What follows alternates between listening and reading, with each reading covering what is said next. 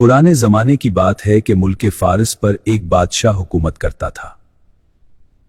वो बहुत परेशान रहता था क्योंकि मुल्क में चोरी और डकैती आम हो चुकी थी।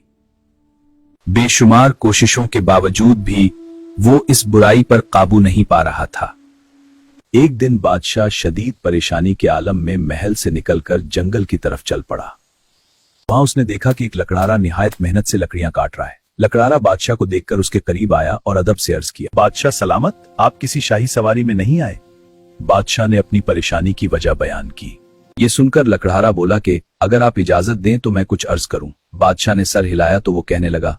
लकड़हारा बोला कि आप मुझे चंद दिन मुल्क पर हुक्मरानी की इजाजत दे दें, मुझे उम्मीद है कि मैं इस बुराई को खत्म कर दूंगा। बादशाह सलामत, इजाजत चाहता हूं। बादशाह ने हैरत के बावजूद उसे बखुशी इजाजत दे दी। उसने तख्त संभालते ही फौरन हुक्म जारी किया कि अगर मुल्क में किसी भी किस्म की चोरी हुई तो चोर का सर कलम कर दिया जाएगा और जो शख्स इसकी सिफारिश लेकर आएगा उसे भी फांसी दे दी जाएगी।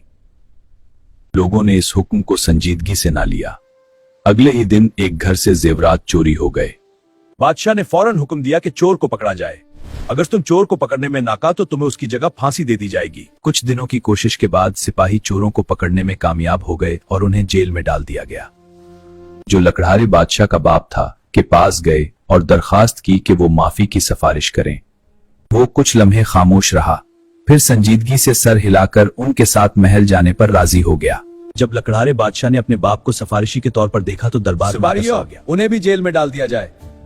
फिर अपने जारी करदा उसूल के मुताबिक फैसला नाफिज किया गया। मुजरिमों को उनके जुर्म की सजा दे दी गई और जो सिफारिश लेकर आया था उसे भी कानून के मुताबिक अंजाम तक पहुंचाया गया।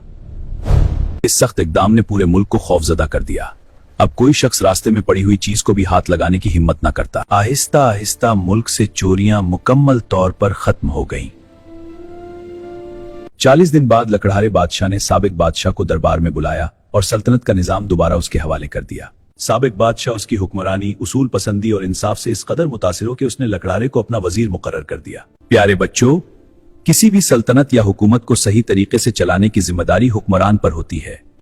अगर वो अपने उसूलों और कवानीन पर सख्ती से अमल करे तो हर बुराई को खत्म किया जा सकता है।